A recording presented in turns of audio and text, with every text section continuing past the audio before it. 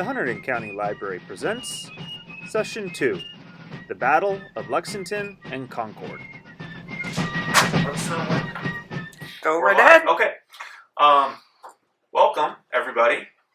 Friends here at the table, folks watching us.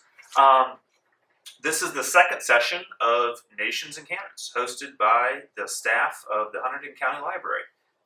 Just to reiterate, our goal with this is to highlight the history of Hunterdon County, kind of in the time period of 1776, colonial America, all corresponding to the 250th anniversary of the American Revolution. We also want to highlight some local history around here, sites, artifacts, people, and the resources that we have here at the library for y'all to make use of. And we are playing a rule set, or a kind of a supplement to 5th edition of Dungeons & Dragons called Nations and Canons by Flag Bearer Games.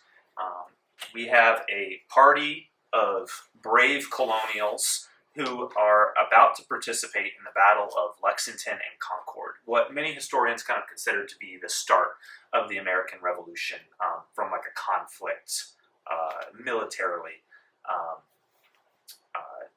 viewpoint. There had been tensions going on for decades prior to that, but this is when everything really kicks off. So let's have a little bit of a recap of what happened, beginning with, though, the characters, because we have a new person here at the table today. Would you like to introduce yourself? Hi, I'm Angie Velasquez. I work in the Tech Services Department, and I will be playing a Renegade Rogue. The Renegade is a background that's kind of unique to Nations and Canons, but we also have a unique class in this that is not part of the normal D&D canon. I believe that you are that character. Yes. You want to just introduce yourself one more time? My name is Mary Jean Ryu. I work in Team Services, and my character is Claire Sudbury, and she is a Scholar Firebrand. Firebrand's a unique class. You can learn more about it. We're going to have this book downstairs for folks to come and use after we're done with this game. My name is Sarah Pike. I'm in the Team Services Department, and I'm a Pioneer Rogue. Pioneer, another unique background here. And my name's Jordan Hutchins. I'm in the Teen Services Department, and I really like this stuff. It's a lot of fun. And I feel very honored that I get to be here with this great team running this game for all of us today. All right, so a recap of what happened last time. Lexington and Concord are small towns right outside of Boston. Boston's a major shipping port in America. Boston had a really vested interest in all the taxes and trade laws that were going on, kind of dictated by English Parliament, because they impacted them financially. And the last 10 years of intense scrutiny from the British government on the colonies to help repay war debts has made a lot of people in Boston pretty angry. The whole taxation without representation is a mantra that you were hearing at the time period. It's also what we're kind of taught today. But it was more nuanced than just that. You had people that were engaging in illegal smuggling, and Britain was kind of undercutting the prices of tea to combat the smuggling. Made people very angry, leading to the Boston Tea Party, which is now directly funneled into what is happening here. Because of the Boston Tea Party, the British government said enough is enough, and they took over the city of Boston. They flooded it with British regulars, which was the term for soldiers, and cut off Boston from the rest of the world, did not allow any trade to come in. People are hungry, people are angry, people are, they want their money coming into the city. And this has just furthered the Patriot cause. The Patriots were the group of British Americans who wanted much less government control by the British. You also had a lot of loyalists in the colonies. These were people that were loyal to the British Crown for a wide variety of reasons. We'll get more into that as we move to Hunterdon County. New Jersey had a very strong loyalist and patriot population. Y'all are here for different reasons. Sarah, what was your character's motivation for coming into this? Refresher, I believe that you had you're a very independent, adept person at tracking game, living off the land, and you have been resupplying folks in Boston, kind of smuggling in food, if I remember right? Okay. But you are a native of Hunterdon County, New Jersey, correct? No, I moved to North Carolina from Scotland. Oh, right. My husband was killed. And your husband was killed. And then I came up north. He came up north. Okay.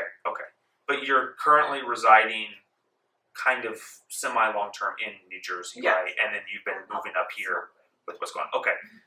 Mary Jean, what was Claire's motivation for being here? Claire is the daughter of a successful lawyer, and one of her brothers was the black sheep of the family and remained a loyalist, while the rest of her family were supporters for independence. And after her brother's death in the war, she uses his old uniforms and his clothing to kind of get around town and get information that he then shares with the sons and daughters of Liberty. Okay. So a spy in the midst of the British military. Okay. Which there's a lot of women who did do that. There's some neat accounts of that, which we might be able to link to this. But you're in one of many in a fine tradition of gender crossing and spying. Angie, your character, who has not been introduced just yet, but give us just a little bit of background into who she is. Okay, so my character's name is Nicolette DuPont. She is a French immigrant and moved over with her family, just trying to make a better life for herself.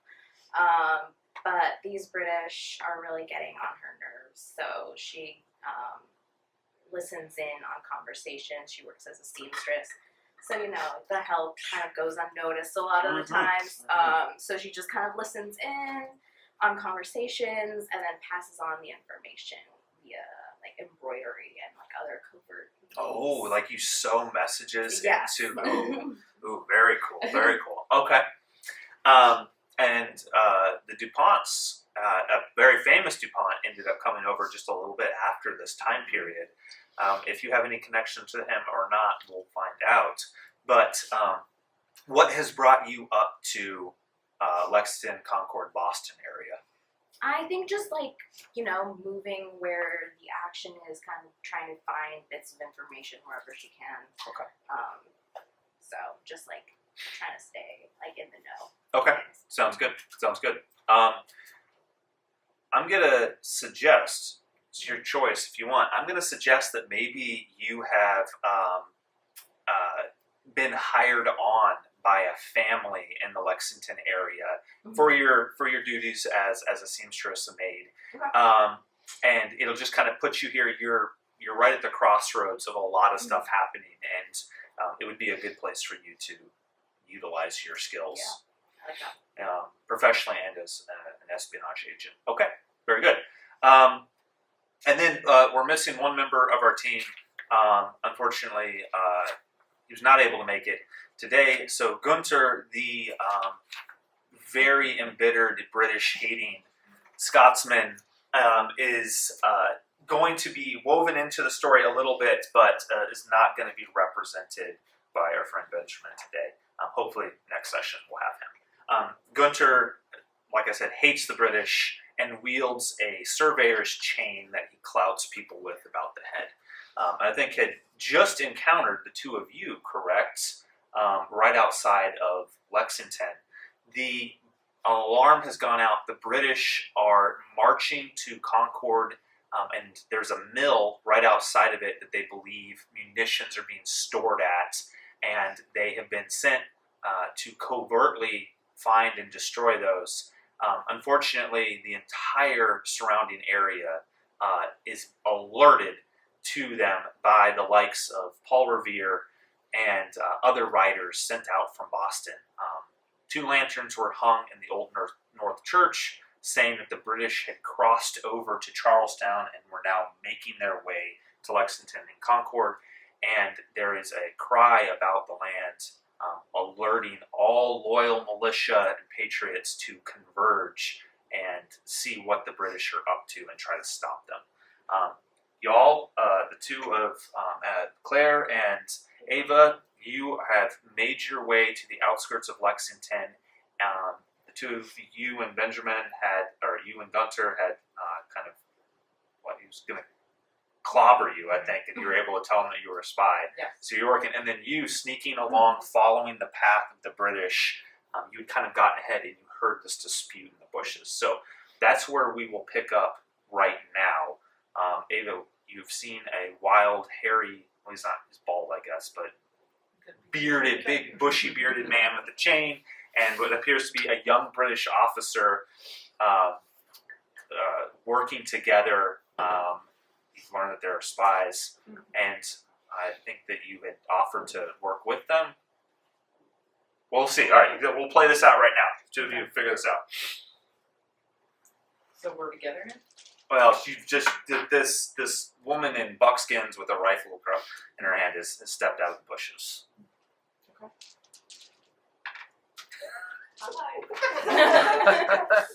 Well, I'm in like British. Right. I'm in a British uniform. So. Yeah. How do you want to play that? I mean, I think you just heard me step on a branch because I would not have just walked out. Right. Okay. So then I've just finished dealing with Gunter. Yeah. Who has he's passed out? He is. He has gone ahead. He's decided. He's seen. He was like, I'm going to get into Lexington and raise the cry. You might want to get rid of that uniform because they're going to shoot you if you come through.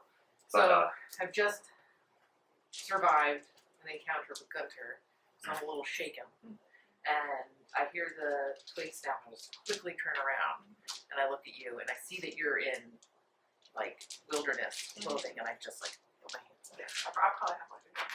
Yeah, I just put my hands up, and I'm just like, and I see that you're a woman. So I, like, take off my hat, and I'm like, I'm a girl, Okay. We can talk. And I'm trying to see if there's anything I can, because I'm very persuasive.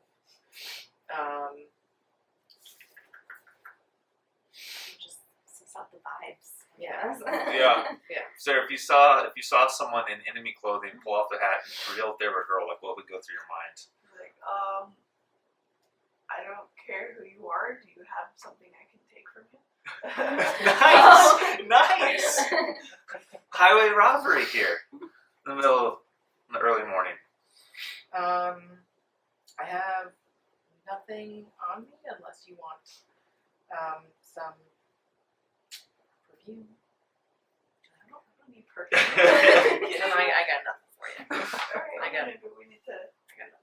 No, militia have been stopping British scouts that have been going out, and vice versa. British scouts have been, or British soldiers. This is what you encountered. You were part of a posse that was supposed to stop riders going out from the city. So you are well within your rights as a colonial militia to take this person into custody if you wanted to.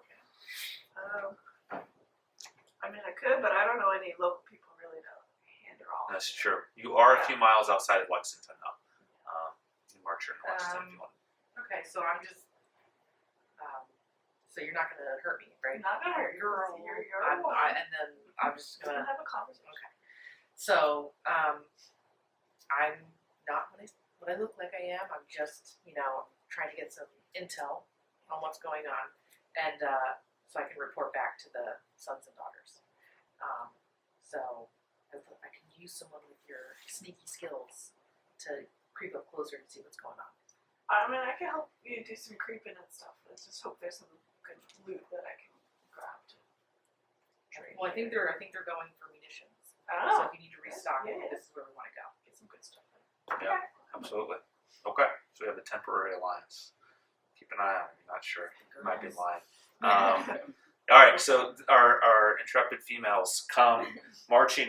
It's getting to be like early morning, but I mean like 5:30 kind of in the morning. Sun is about to rise. You march the couple miles to Lexington. You are ahead of the British company. You can hear them coming though as they're marching towards here. There were about 1,000 soldiers that were sent out. Again, it's not a surprise anymore. People have they're not sure what they're doing though. Some have heard that they're going for munitions. Some have heard that they're going to try and arrest John Hancock and a couple other famous colonial leaders who are in Concord, staying as part of, if I recall right, I think the Massachusetts, it wasn't the Continental Congress, but Massachusetts had its own meeting of Patriot leaders when the British Parliament revoked their charter as a territory, basically a colony. And so they said, well, fine, you take away our government, come up with our own. And John Hancock and a couple other leaders were there to engage in that. They're stationed in Concord. Paul Revere has ridden ahead to try and warn them. Unbeknownst to you, Paul Revere has been captured at the halfway point between these two places, and he was able to kind of talk his way out of it, and another rider has since gone on into Concord. But you're not familiar with that. You're just aware that the British could be up to all kinds of problems in the area. So you guys come into Lexington. Lexington it's not a large major city, but there is a large green, which was a meeting space. It's almost like an open field kind of, but it was where people would gather together to hear public addresses or like large celebrations, picnics, things of that sort. And as you're approaching the city, let's see if the town guard sees you. No, you're not aware of your approach as you come up. How would you like to come into the city? What's y'all's plan for that? Is there like a lot of movement, or like what time of day is it? This is like the sun has not yet risen. It's getting close Very to early rising. morning. So are people like heading into, I don't know, the fields for the day? Yeah. Getting like their morning started, or is it like a sleepy, there's no one around? No, I mean, people are agitated. There's been riders going throughout the countryside. People have been ringing church bells, kind of alerting. So people are on the alert. You can see some militia kind of like gathered around at different points, the main entrance roadways into the town. That was just a roll to see if they had noticed you yet. They haven't noticed you. But it seems like the town is in a state of agitation. So as we walk in, the first thing I'm going to do is get out of my Okay. British uniform, and I'm just in like regular everyday clothes. Okay. With like fancy or anything. Okay. You got like your streetwear, even though you come from a family, a wealthy family. This is So more like boys' clothes still. Oh, okay, okay. Bridges. All right. And, like, just. You got your hair back up in your hat or whatever? Are you gonna leave it long? Back, Okay. back. Okay. So we walk in and we see the militia's out. They're agitated. There's commotion going on. And I know, like, I just want to kind of, stand around and like listen and see what's happening. Get a feel for what's going on. on. I want to like get a feel. And since we're gonna go with like the theme of the day, girl power. Absolutely. I'll go up to another lady and just kind of try to talk to her a little bit. Well, Angie, that is a great opportunity. You're making this easy. That is a great opportunity. You have been roused. I mean, you're already up early doing maid duties, but the town is in great agitation. A couple riders have come through on horseback and yelled, "The British are coming, the British are coming." I don't know if that was ever actually yelled, but, and everyone who is a part of the colonial militia, which was most men between the ages of 16 and 60, grab their guns and are kind of milling about, sort of confused. They're not sure if they're coming through Lexington or they're coming around it. People are saying that they're after Paul Revere. Some are saying that they're going to capture John Adams. John Hancock. These are names that you're probably somewhat familiar with. So others are saying that they're going to burn the town and loot it. Lot of commotion is going on. You're not sure what's happening, but it seems like the British are approaching. And as you're out, maybe you're like in between going fetching water to bring back in, you see a rather wild-looking woman and a young teen boy standing about, and the teen boy comes and approaches you. Do you know what's going on right now? Well, they're saying a lot of different things. No one's really sure, but I'm just out here trying to figure it out myself. There's rumors from anything from they're going after the weapons. Is this town loyal to the crown, or are we amongst? Good question. You would know that this was, for the majority, especially Massachusetts as a whole, had very quickly kind of turned pro-patriot. Okay. To lesser or greater degrees, depending on the person. Lexington as a whole was skewing colonial patriot. We're not a fan of the redcoats here. Okay, so all right, we're on the same page then. We're on the same page then. Okay, so Oh, I should. I'm here. Yeah. I'm here now. We'll put you guys all in. These cool little figurines. Okay. Have you seen have the royal troops come through yet, or is it just you've just been like alerted to this is going on? No one's shown up yet. We've Okay. just been sounded the alarm and getting ready. I don't know what's going to happen. Okay. Well, something is about to happen. As you are talking and the sun starts to rise, this is April 19th, 1775, an advance guard of the British regulars, there's about 700, I said 1,000, about 700, an advance guard starts marching towards the city, and you hear people yelling, they're coming, under Pitcairn. Let me grab his official title. He was a British officer who was sent ahead.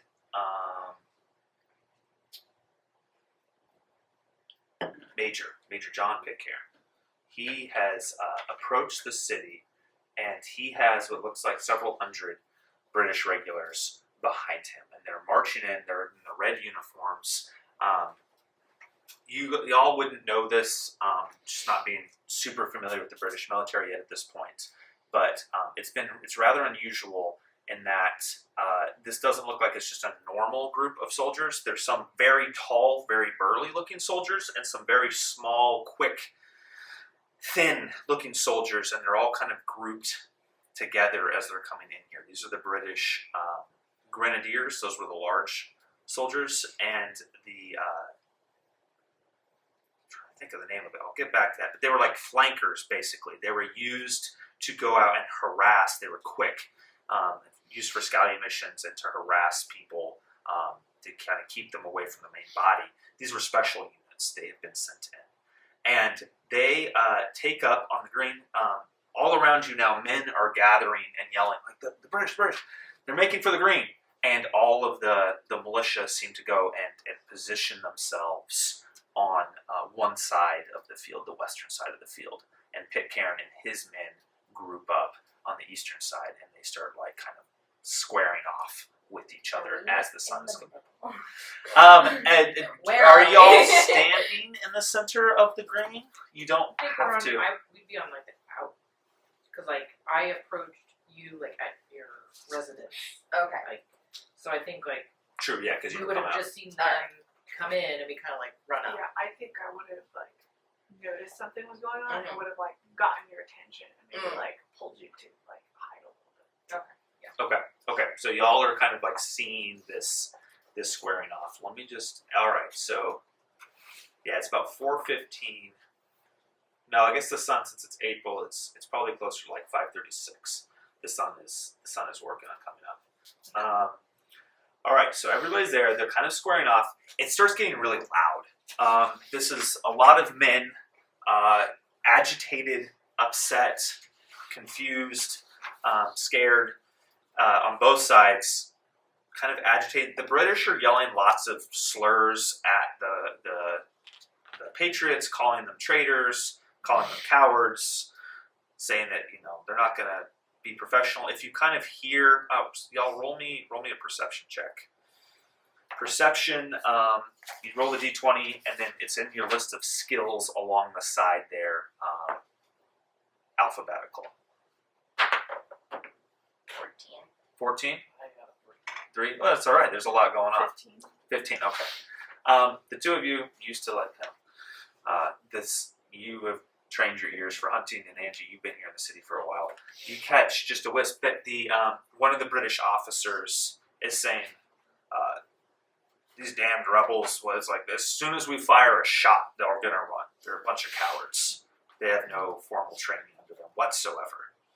And then another soldier's like, well, we don't want to fire on them, do we? Like, aren't we supposed to go and get the munitions? He's like, well, of course, but if we have to, we will. And on the militia side of things, it doesn't seem like there's any one person really in charge yet. This is just like the local guys who have kind of turned out. And you see, though, back behind, more people kind of streaming in on horseback, and they kind of are gathering in this crowd. And now, standing behind you guys going like,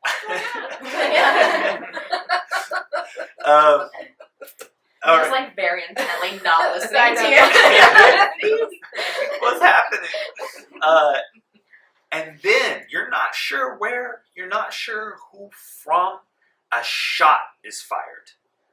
There's been lots of yelling. There's been lots of, the British trying to get their men in some kind of order. The colonials doing the same, and a shot goes off. No one drops, but as soon as that shot is fired, the British take aim and fire at the crowd of militia. And at first, no one really does anything. I mean, they're startled and whatever. And you hear the Americans, or the Patriots yell like, it's just a powder shot. There's nothing there. And then someone's like, my arm! And then everything kind of turns as it seems like that live ammunition has actually been fired at. And chaos kind of erupts. The colonials start firing back at the British. The British are very rapidly, as much as they can, and they're trained. They're good at this. They're reloading. Pow! They're firing back, but it's kind of disorderly. There's not any volleys being fired necessarily, and the British officers are yelling, trying to regain order. Apparently, no one actually yelled. From what you can see here, as people are starting to scream and yell and run around, it doesn't look like that anyone gave the order to fire, which you would know, especially Mary Jane, having been part of kind of infiltrated the British. That's very unusual. That's not supposed to happen. kind of like whisper around like, this is not good. This is unusual. And then the British, some of them fix their bayonets and they go charging towards the militia line with an intent to stab people with their bayonets. What would you guys like to do as you were seeing what is the beginning of the American Revolutionary War? I think, me personally, I would like to get kind of behind enemy lines and kind of see and listen in, like, what their future moves are going to be. So that's kind of where I'm at. I don't know.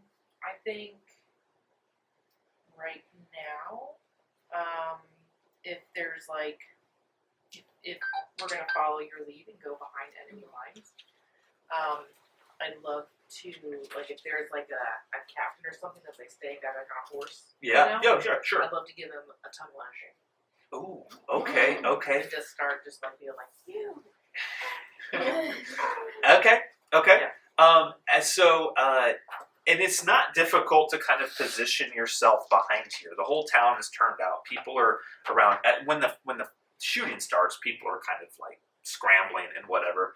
It's pretty easy for you to position yourself around A couple of the officers are up there in the front. They're trying to regain control. There's one of them, a lieutenant. He looks nervous. He looks scared. He looks like he really doesn't want to be here, and he looks tired. They've been marching all through the night, and he's kind of hanging back, not doing anything. You can sight alone. He's trying to regain control of the lines that are trying to charge the militia. This has all also happened like in the span of 5 seconds or something. Quicker than it takes time for us to. So there's a man laying in front of you. Angie, you've seen this. Yes. How would you like to respond to this? I think, can I just literally kick him while he's down? I just run past him, just kick him, and just keep on going. Yeah, absolutely. If you'd like to. It's a 2. Well, you have advantage because he's prone on the ground. So Oh, okay. advantage means you roll twice and you take the better of the 2. 16. Yes. He kind of looks up and then sees this woman with her skirts and running towards him and kick him. I think it's just like a flat 1. I think And if for unarmed strength?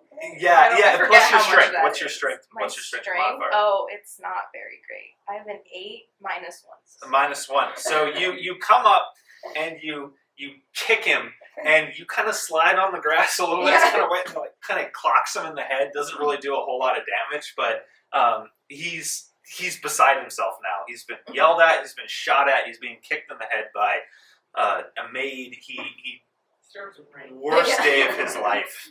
Worst day of his life. He starts yelling about who his father is and that he'll see all of you burned at the stake. Mary Jane, back around to you. Oh, well, I guess he's going to try and get up. No, he falls flat again on the ground.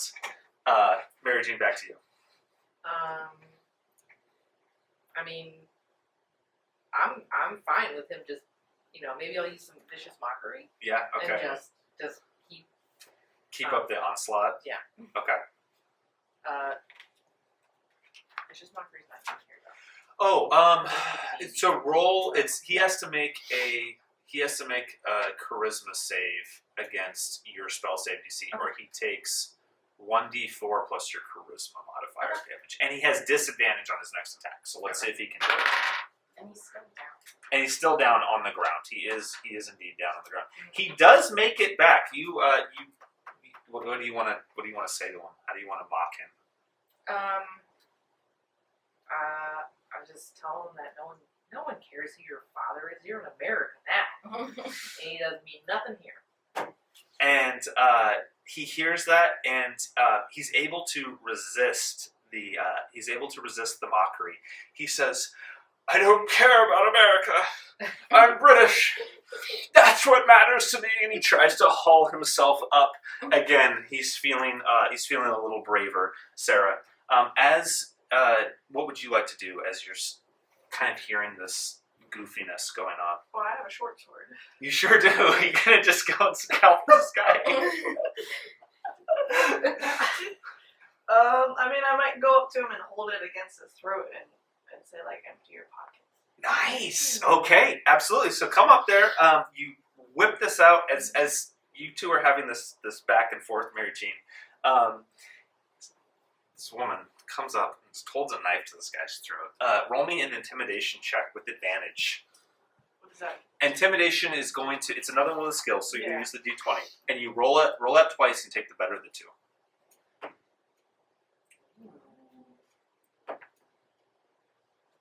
But I would say that's cocked. You can re-roll Yeah, it it's again. cocked. If it's, Otherwise, it's a 20. it likes that corner. Just pitch that. Yeah, we could This one? yeah. That one, you gotta resew that. Okay, well, it's a 19 minus 1. So Oh, yeah. Terrified of you. He goes,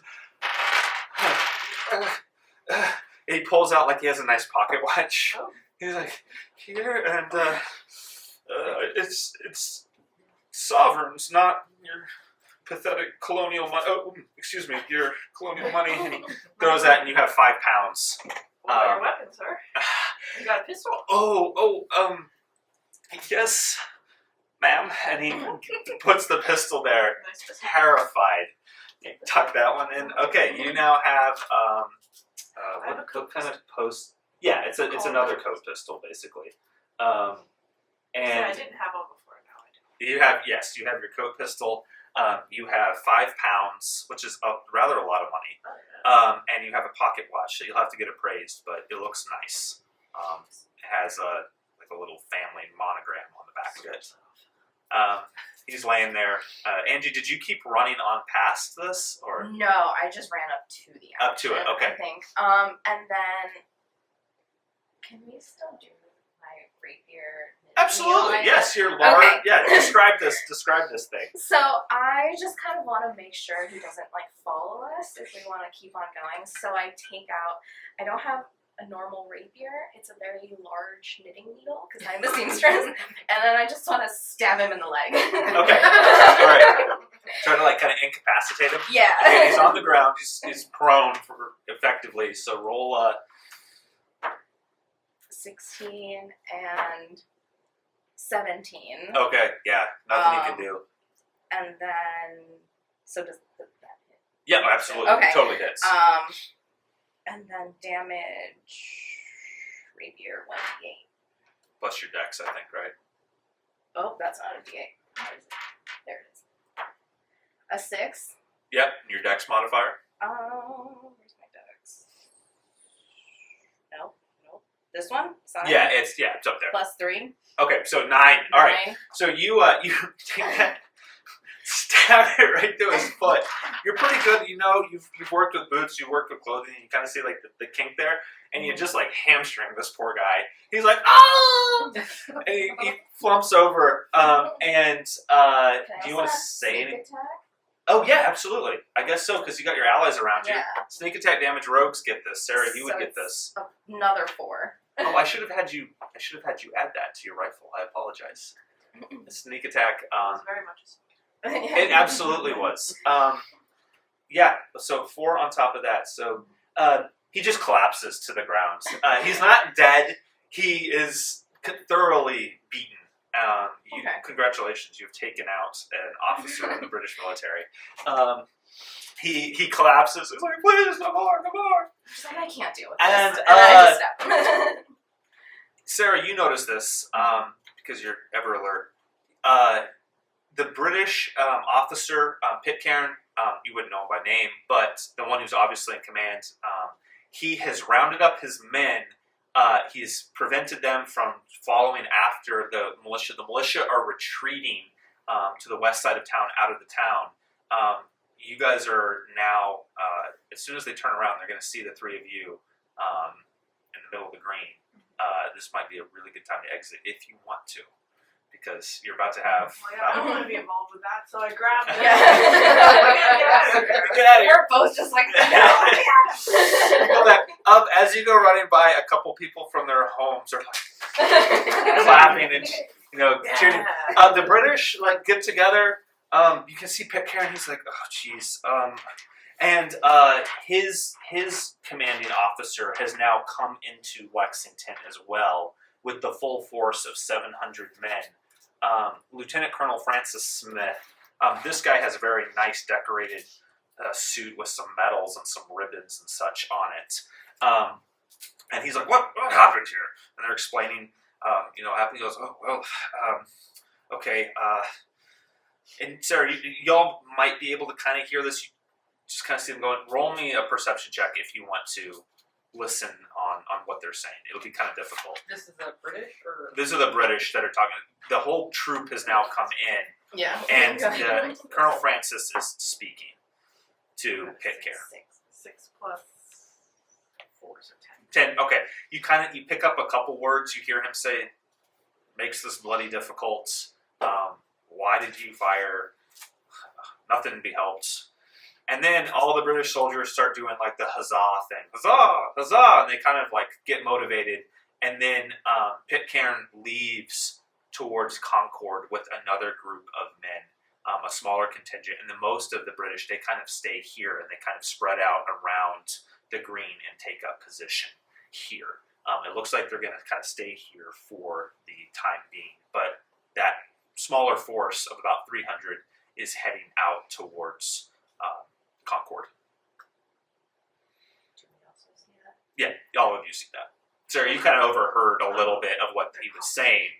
You can infer that this wasn't what was supposed to happen. But and then there are, unfortunately, some colonials laying on the grass. They do not look good. Shot, wounded, etc.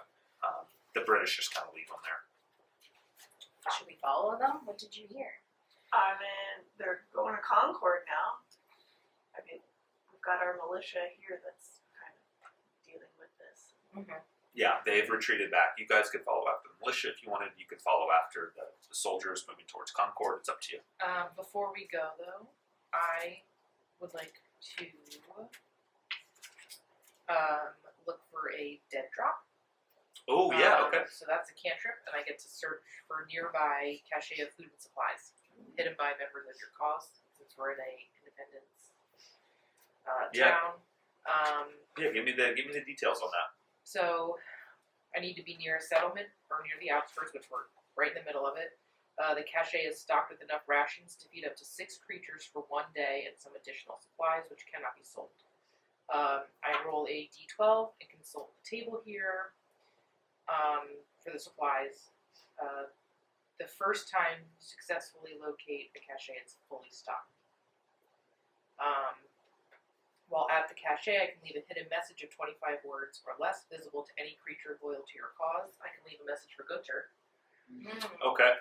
Yeah, sure. Any creature who finds the cache can search the location with an intelligence check against your Gambit save DC. On a success, they locate your hidden message. On average, caches are checked by allied partisans once a week. If you cast this Gambit 2 or more times before completing your next long rest or while in hostile territory, Definitely not. there is a cumulative 25% chance that you are unable to locate a cache. Okay. Yeah, roll that, and we'll see what you can find. Okay.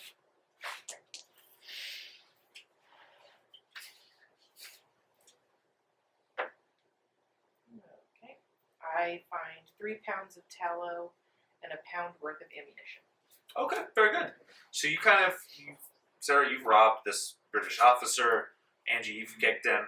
You start nosing around over the opportunist, and I'll say it's not even that you have to find it in the ground.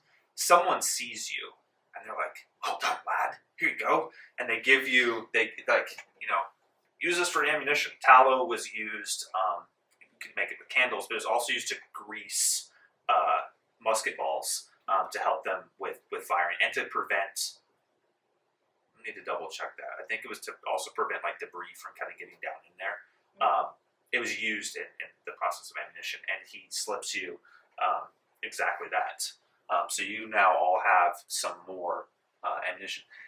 Something to know about ammunition and combat, which we didn't have to get into it because Sarah, you just fired the one shot. It takes an action to fire, and then it takes an action to reload your musket.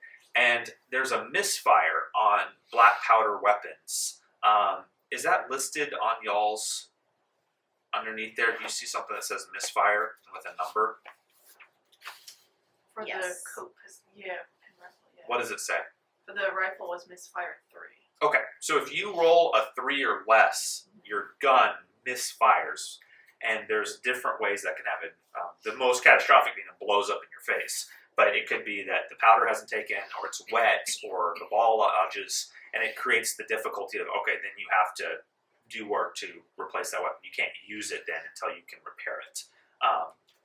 That's a rule that they came up with just to kind of stimulate black powder weapons. So, it did not happen to you. I'm going to assume that you've probably reloaded your rifle. You're good to go. Neither of you have fired a shot. Just keep track of your ammunition too.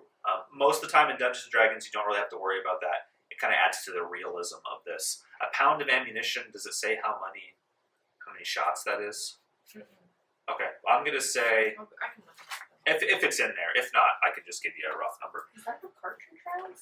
The cartridge rounds are, it's a combination of shot, wad, and powder. It was all kind of in a singular sort of thing that you could pull the top off, dump in, and then pack down. It was made it quicker so you're not pulling from your powder horn, the wad, whatever. Cartridges were a way to condense ammunition, but similar kind of thing. With the tallow and the shot, though, that they're talking about, you guys would have to build a cartridge using that. And I think there's rules for how much it requires of each of those supplies, but I'll look into that and figure it out. I don't think I have ammunition. Well, I think according to this. Oh, really? You just have the gun to like threaten people? Okay, so maybe. So I need to locate some. Yeah, maybe Sarah can whip together some ammunition for you for your pistol.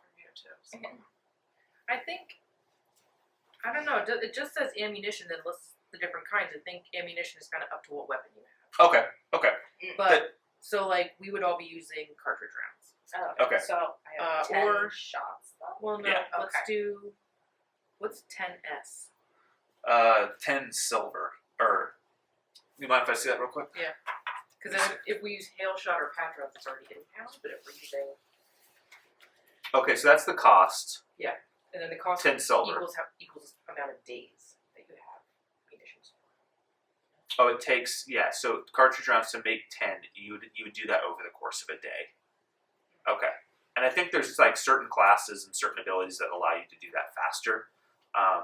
It kind of takes time to prepare all of that stuff. So I'm going to say that you have a half pound for the weight.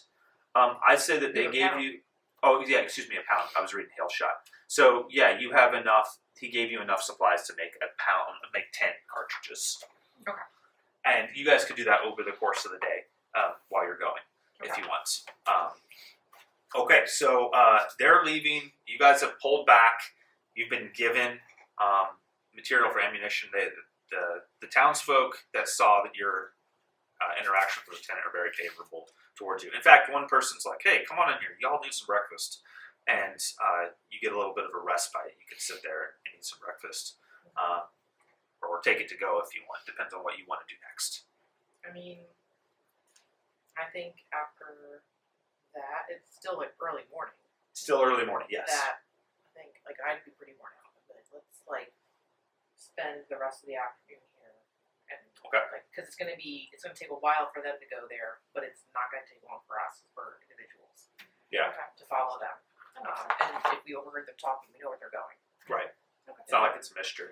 We can gather ourselves, get rest, and we can like spend some time around town, maybe getting more supplies or talking to other people. Okay. That sounds like a solid plan. I guess you introduce yourselves to each other. In the melee of things, I think we were kind of like, nice to meet you. Yeah. Share a little bit. Oh, hey, we're all connected to Hunterdon County, New Jersey for whatever reason. Small world. Small world. I don't even know. I'd have to look it up. I need to confirm if it was even considered a county, if they use that terminology at that point. I need to look into that. They did. Okay, good to know. But then I think Frenchtown was not called Frenchtown just yet. Well, I need to look up the exact word that it was referred to. But that's the general area that you're from, right? Yes. Along the river? Okay. Yeah. Very good. Okay, so, all right, so you guys then spend the next few hours about town. People are agitated. The British are kind of marching up and down streets, just telling people, hey, stay inside, don't harass stuff. But they're not like arresting people. They're not preventing people from going about their business. Is this like a long rest then? So I can get my tongue lashing back? Oh, it depends. Do you guys want to stay here for 8 hours? It's early in the morning. I think I'd want to travel under darkness. Well, I'll say if you don't have the time to take a full rest before the British come back from Concord, and that's gonna be part of the hoopla that's gonna go here. I'll say that you absolutely have the ability to take a short rest if you need to, if you have any abilities that recharge on that. For those of you who don't know, a long rest restores all of your hit points, your health, and it restores all of your gambits. There might be some exceptions to that. A short rest allows you to spend one of your hit dice. You have an equal amount of hit dice to your level, which I think for all of you is 2. You can roll whatever your hit dice is, and you can add your Constitution modifier, and you recover that amount of health. And it's basically just you breathing, resting, eating some food, drinking water. And then certain abilities also recharge on a short rest. A short rest is roughly an hour. A long rest is roughly 8 hours. Is there anything that you'd like to do in the meantime while this is going, while you're going about town? Anyone you'd like to talk to? Anything you'd like to spy upon? Like I said, the main body of the British are here. Looking to see how many went out. About 100, I think. You would know people in town. You've never been here, so I'd follow your lead on that. Yeah, I guess you're trying to get information. Yeah. What are you? Excuse me. About 700 went out, and then there was about 1,500 that were here. So about 800 are kind of spread out throughout the city. I'm just trying to like get supplies, things I can sell, move goods around. Okay. All right. So I think maybe can we go into like a marketplace? That way we can kind of listen on people, and you can also kind of figure out the supply situation. Yeah. Yeah, sure. That's yeah, you got it. Yeah, I mean, there's absolutely people selling things in town. It's nowhere near as robust as like maybe Boston or Charlestown, but there's people selling stuff. You have a couple crafts people here in the town. No one that's like a dedicated silversmith in Lexington. You probably have people that are working as craftsmen there, but then they're selling most of their wares, having their stores in the larger cities. If you ask around, though, you can absolutely find someone who's interested in jewelry. What would you're just looking to find a way to sell, or do you want to get it appraised? Do you want to sell it? I mean, I can get it appraised. Okay, can't hurt. It's short man. He's kind of wide. He's been living well. He looks like he's doing well for himself. He sees you come in. He goes, "Well, hello there, Missy. How can I help you? A lot going on here." How much for this? Oh, kind of break the business, okay? And he takes that and he looks at it. He looks at you one more time and kind of sees like your buckskin clothes and decides not to comment on that. And he's looking at it. And he's like, "Ooh, this is rather nice. That looks like a British surname on the back. Aren't we all somehow connected? Yes, it's true. I don't care for them. And my family, we changed our names when we were here. And Sarah, roll me an insight check. Is that a D20? D20. Yep.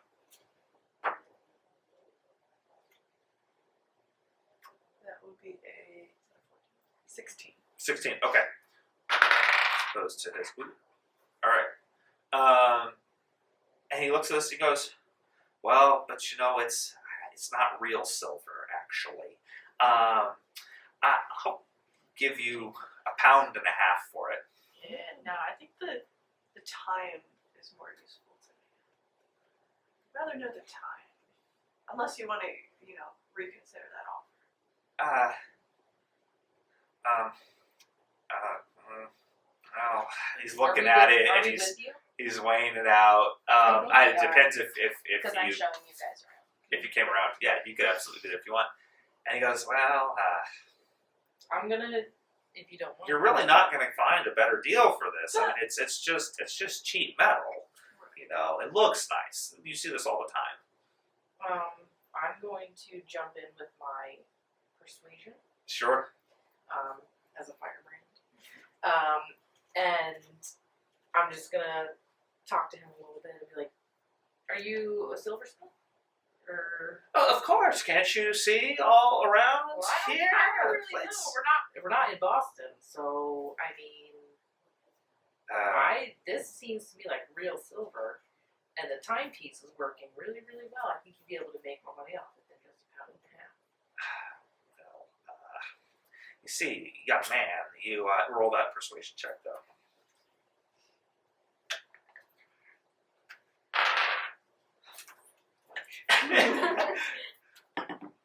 What's the total on that? Where's the dot on the bottom on the 9? Is It's a the 9. It's on the bottom. Alright, so it's a 14. 14. Okay. Yeah. He starts sweating a little bit. You can kind of see it, and he goes, Well, you see, okay, I'll give you £5. That's a good chunk of money. £5 and a nice little ring. Well, I don't know. I mean, it's fine. Okay. From this selection, and he pulls out a drawer, and it's not the nicest stuff by any means. Yeah, you see some stuff like you see he's actually really talented. He's pretty quality. Even if you something cheap, it's like a pewter ring, but you can see that he's got like a really cool like leaf and like snake pattern kind of wrapped around it. He's got one that he's put like the sun and moon kind of like cross it over. I'll take that one. I could trade that well with some of the natives. Okay, fine. Here you go. I'd say pleasure doing business with you, but it's not really. It's our pleasure. Sure. Slams the door. As you leave, like a couple of people are like, "Hey, did he take you for a ride?" It's not an honest man in there. No, okay. Well, you're smiling.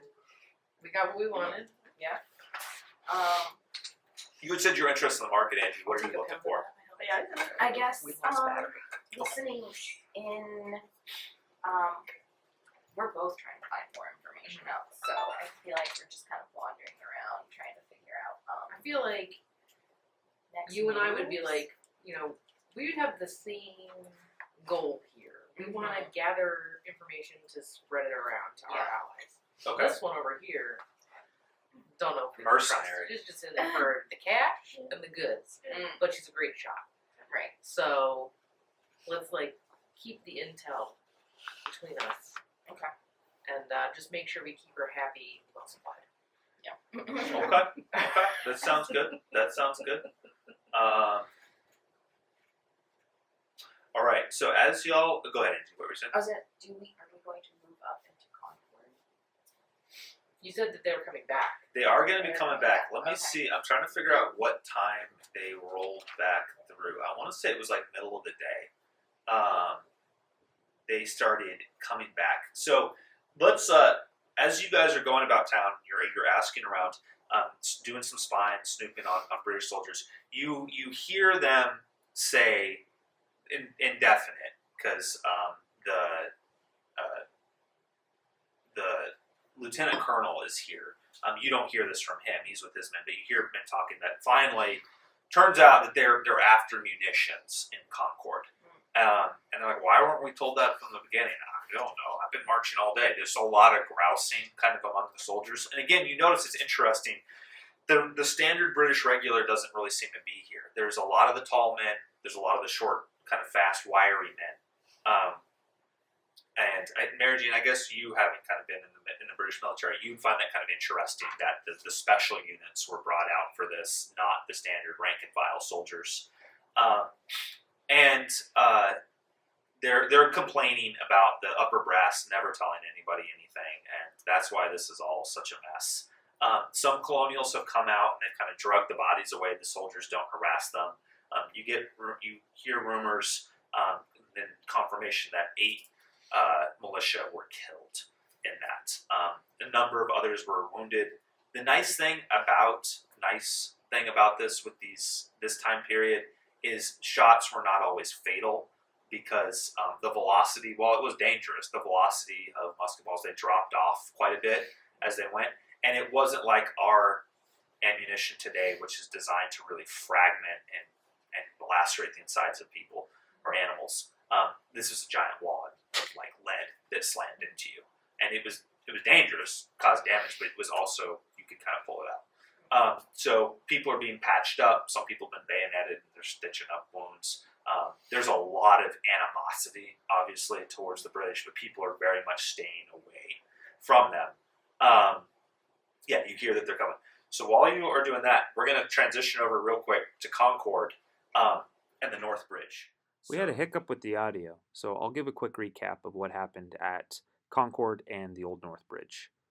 The British soldiers moved into Concord and discovered very little by the way of contraband, and illegal munitions. They found a couple cannons that were quite large and smashed those, confiscated some shot, but didn't find much.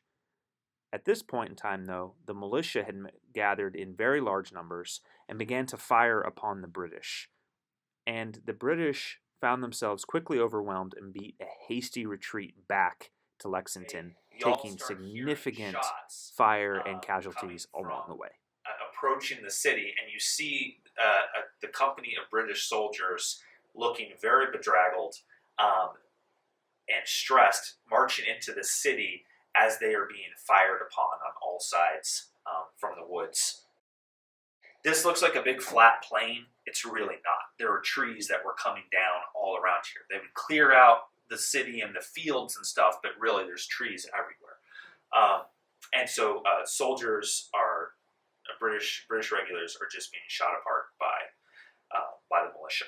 And you guys hear this, and On their way back to Lexington? as they're coming back to Lexington, yes. And Francis, the lieutenant colonel, he rides out, and he is to try and reinforce these guys, and they're looking really stressed. And they all group back up on Lexington Green, as now the whole town is turned out and scowling at these guys, and shots are being fired. So, as you know, we hear all of this commotion, and like clearly this has been a huge failure. My gut would be to like race back to Boston and report this to the sons and daughters. Be like, they failed. Like, victory for us. They failed. Like, let's take them all down. Like, I would just want to get out of town and get the news. Okay. I'm in the same boat. Sarah, how do you feel about that? Well, they've made me a lot of money already, so I'm willing to stick with them. This is a good gravy train to ride on for a little bit longer. Okay. Let me just. But I'll leave a note for Gunter in the cache. And in the note, I'll tell him that like, don't know where you went, but feeling okay. Yeah. Right. Stuff went down. They failed. Meet us in Boston. We could use a rapscallion such as yourself on this adventure. Okay. All right. So, and I might be butchering, like getting some of the names confused. Yeah, it looks like, Francis Smith, he heard the exchange from his position in town, and so he marches out, he sends grenadiers to try and reinforce the guys at the bridge, and they're like, oh man, this is a complete mess. And this is very unusual. The British soldiers were very well trained. They did not often break under fire, but they were not expecting this really well-disciplined, organized group of militia. And you guys have heard the whole day, after like the militia ran away, you've heard the British like saying, yeah, that's what's going to happen. This is going to be easy. We're going to restore order to these colonies. They're a bunch of cowards who turn as soon as you fire. That is now turned on British as they are coming in. So, return march, Colonel Smith, he's stressed about his men. He has sent flankers out. You start seeing the short guys, the quick, speedy guys.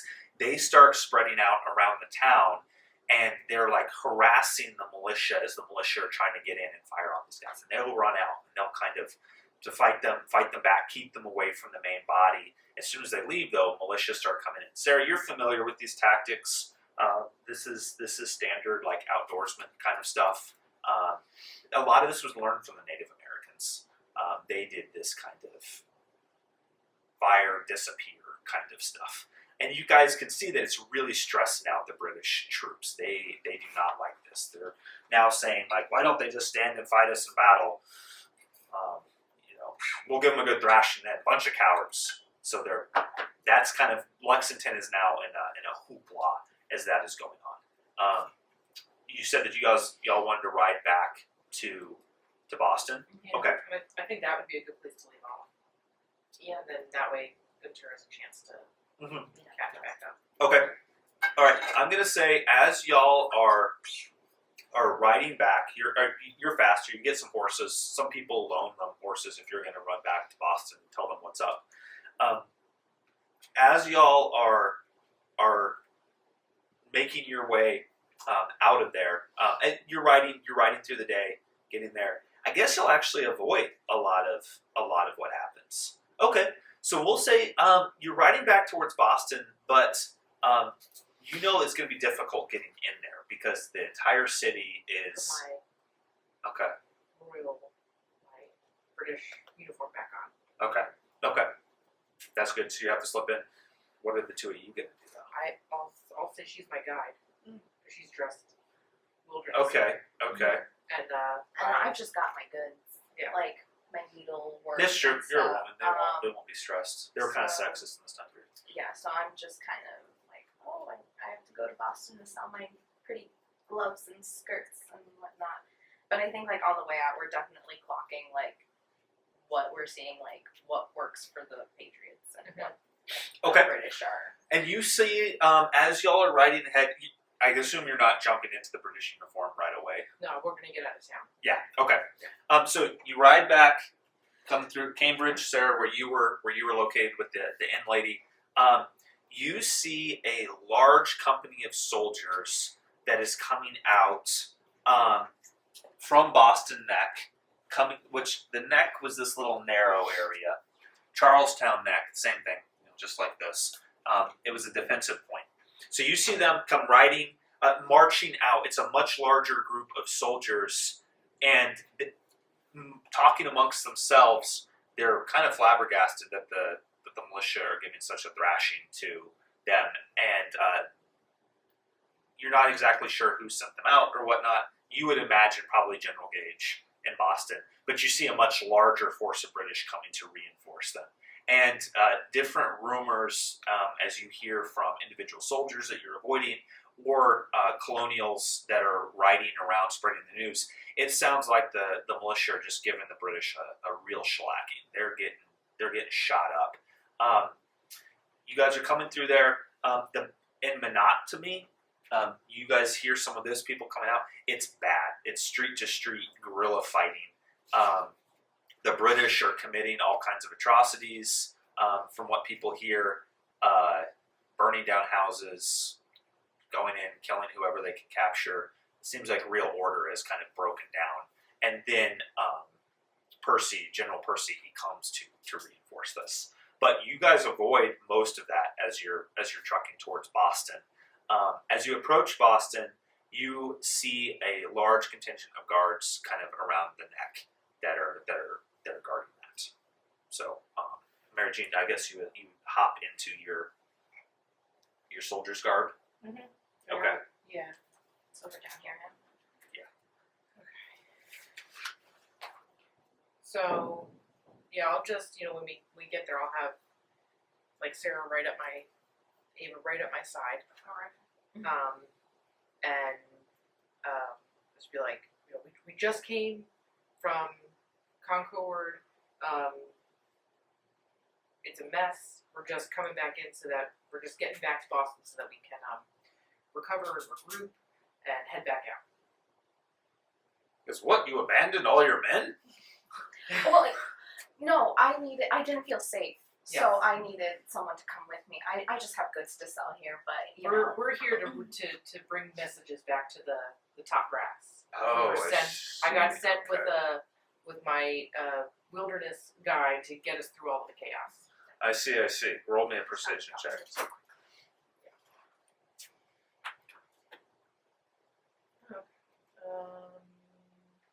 21. Oh, yeah. He looks at you and he goes, normally this wouldn't make sense to me, but it makes complete sense to me now. Please, come on. And, It's chaos. Nothing makes sense right now. Yeah. Nothing makes sense right now. and he's like kind of looking at you, and then someone else yells, get back in line, come on. Like, they're Yeah. It's a soldier, like, leave him alone. Yeah. Okay, so yeah, you were escorted into Boston. You were directed to General Gage's house to report on this. The two of you were kind of like told to stay outside. Yeah, sir, you're now considered a loyalist, I guess. I'm directed to General Gage's, but I know Boston. I'm a Bostonian, so Yes. I just kind of slip down a side street, get out of the Okay. clothes, and I take them to my family's house. Okay. For a long rest. Okay, very good. Yes, so you have successfully infiltrated Boston. It's again kind of chaos in the city. People don't know what's going on. You meet up, I'm sure, with a couple of the Sons and Daughters of Liberty, and you give them an account of it. They're actually really encouraged. They're very excited to hear that the British are just taking a beating like this. You guys have your long rest. You recover. The next day happens, but you hear that what went down. Percy came out. There was a big bridge, the Great Bridge, that crossed. I'm not sure if it was this river or this river. I think it was near Cambridge. The Patriots had torn up the bridge, so they had to like wade across the river. They were trying to rebuild it, and Percy met up with this group. They just got shot at constantly, all the way through all of this. The tactics were that British or colonials would jump on a horse, or they would fire, jump on a horse, run over to the next hill, climb up on top of it, shoot them again, and just did that for the entire day. They were constantly having to rotate soldiers out. The guys in the back were having to walk backwards and fire. And they only had 36 cartridges apiece. So by the end of the day, they're running out of ammunition. And at the bridge, it was kind of like the fork that was going to take them down to Boston or to Charlestown. The colonials had torn up the bridge, and they're all standing there.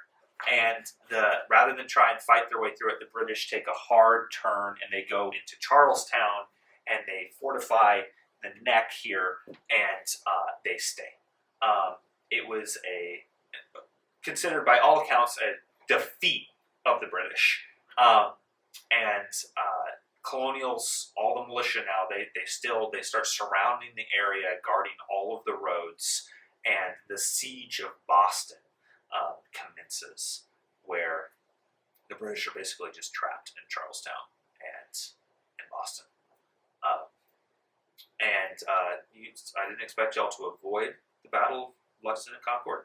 I thought that you were going to fight along it, so you did Just not. watch from afar. Yeah, that was a really smart tactic, actually. You did what probably most colonials would have done. Nicely done. What would you like to do in the city of Boston that is now under siege? We're long resting. For a long run. Yeah, Yep. well, I think we should probably end here that way. Gunther Yep, can join us. and we'll pick them up next time. Okay. If we're long resting, I'm gonna like embroider like a little secret message and ship it down like more south. Letting people know what's going on. Mhm. All right. Yours is one of the first accounts that gets down further south through your spy network. Do it. Sarah, you're now stuck in the city of Boston. Yeah, I don't like being in the city. Yeah. Hope we get out of here soon. Okay. And then, I'm happy to be home with my family, and they're happy to see me home safe. And I am chomping at the bit to get to the Green Dragon.